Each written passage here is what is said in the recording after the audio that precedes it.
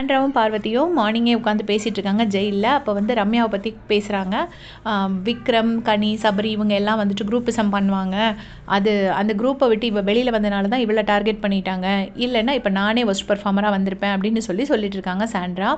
அதுக்கப்புறமா பார்வதி சொல்கிறாங்க, ஆமாம் அன்றைக்கி ஏதோ பாலிடிக்ஸ் பேசிகிட்டு இருந்தானுங்க, நான் பக்கத்தில் போனோன்னே அப்படியே சபையை கழிச்சிட்டு ஓடிட்டானுங்க.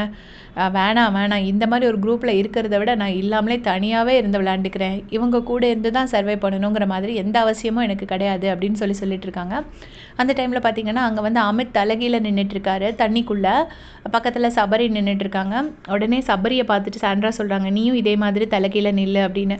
உடனே அப்போ நான் போயிடுவேன் அவ்வளோதான் அப்படின்னு சொல்லிட்டு சபரி சொல்கிறாரு. ஏன்னா தலைகீழ நின்று தண்ணிக்குள்ளே நிற்கிறாரு. அப்போ வந்து சரி நின்றுட்டு அப்படியே போயிடு அப்படின்னு சொல்லிட்டு சாண்ட்ரா டீஸ் பண்ணுறாங்க சபரியை.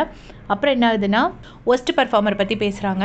அப்போ வந்து எப்படி ரம்யா ஒஸ்ட் பர்ஃபார்மரில் வந்தான்னா, நம்ம மனசுலையே வேறு யாரையும் திங்க் பண்ணாத மாதிரி இந்த வீட்டில் ஆக்கி வச்சுருக்காங்க. ஒரு 2-3 பேரை மட்டும்தான் எல்லாருமே திங்க் பண்ணுறோம். அதனால தான் வேறு யாரும் ஒஸ்ட் பர்ஃபார்மர் லிஸ்ட்டில் வரவே மாட்டேங்கிறாங்க அப்படின்னு சொல்லிட்டு சாண்ட்ரா சொல்கிறாங்க. உடனே வந்துட்டு பார்வதியும் வந்துட்டு ஆமாம் அப்படின்னு சொல்லி பேசிகிட்டு இருக்காங்க. பேசிகிட்டு இருக்கும்போது என்ன டிஸ்கஷன் வருதுன்னா, திவ்யா பற்றி டிஸ்கஷன் வருது. அப்போ வந்துட்டு திவ்யா அன்னைக்கு பார்த்தியா எனக்கு வந்து ஒஸ்ட் பர்ஃபார்மர் கொடுத்துட்டா, திவ்யாவுக்கு சொந்தமாக யோசிக்க தெரியாது, இது எல்லாமே ஆதிரையோடது தான், ஆதிரை தான் என்னை டார்கெட் பண்ணியிருக்கா அப்படின்னு சொல்லிட்டு சாண்ட்ரா சொல்கிறாங்க. சொன்ன உடனே டக்குன்னு ஒரு நிமிஷம் அவங்களே சொல்லிட்டாங்க வாய் தவறி, நேத்தி தான் 2 பேரும் பேசியிருப்பாங்க, திவ்யா வந்து இவங்களை டார்கெட் பண்ணாங்க, யூஸ் பண்ணிட்டாங்க அப்படி இப்படின்லாம். இப்போ அவங்க வாயாலேயே உண்மையை உளறிட்டாங்க, திவ்யாவுக்கு அந்த மாதிரிலாம் யோசிக்க தெரியாதுன்னு. இதை தான் நம்மளும் சொல்கிறோம். உடனே பார்வதி டக்குன்னு அதுக்கு டேமேஜ் கண்ட்ரோல் பண்ணுறாங்க. இல்லை திவ்யா யோசிச்சிருப்பா, திவ்யா யோசிக்காமல் எப்படி, திவ்யாவுக்கு அதெல்லாம் யோசிக்க தெரியும், ஒஸ்ட் பர்ஃபார்மன்ஸ் அவள் தான் போட்டிருப்பா, அவங்க 3 பேரும் சேர்ந்து போட்டாங்க, திவ்யா, வியானா அண்ட் ஆதிரை அப்படின்னு சொல்லிட்டு பேசுகிறாங்க.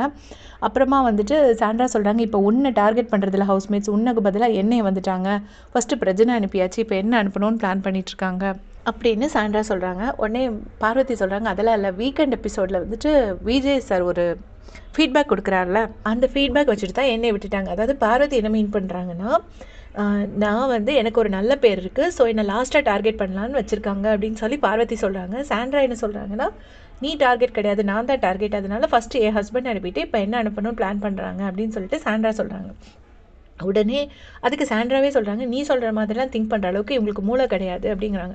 உடனே பார்வதி என்ன அப்படி சொல்லிட்டு, அதெல்லாம் எல்லாம் தெரியும் அப்படிங்கிறாங்க.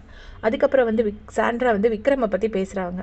சுபிக்ஷாவுக்கிட்ட அந்த ஐஸ்கிரீம் டாஸ்கில் சுபிக்ஷாவை ஆஹா ஓஹோன்னு சொல்லிட்டு கடைசி உங்கள் பக்கத்தில் யார் ஃபினாலேயில் நிற்பாங்கன்னு சொல்லும்போது பார்வதி பேரை சொல்லிட்டாங்க. ஏன்னா சுபிக்ஷாவை கூட இருந்தே குடி பறிக்கிறான் விக்ரம் அப்படின்னு சொல்லிட்டு சாண்ட்ரா சொல்கிறாங்க.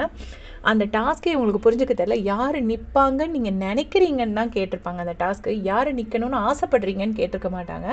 நீங்கள் நிற்பாங்கன்னு நினைக்கிறீங்கன்னு சொன்னதுக்கு தான் அவர் பார்வதி சொல்லியிருக்காரு. மேபி அவரோட ஆசைன்னு கேட்டிருந்தா அவர் வந்து சுபிக்ஷாவை சொல்லியிருந்துருக்கலாம், யாரை வேணால் சொல்லியிருந்துருக்கலாம். நிற்பாங்கன்னு நினைக்கிறீங்கிறது நம்ம அங்கே இருக்கிற டாப்பரை சொல்லுவோம், நிற்கணும்னு ஆசைப்படுறீங்கன்னு கேட்குறது வந்து நம்ம ஃப்ரெண்டை சொல்லுவோம். அந்த டிஃப்ரென்ஸ் கூட தெரியாமல் அதை பற்றி சொல்லிட்டு இருக்காங்க. இதை பற்றி உங்களுடைய கமெண்ட் சொல்லுங்கள். தேங்க்ஸ் ஃபார் வாட்சிங்.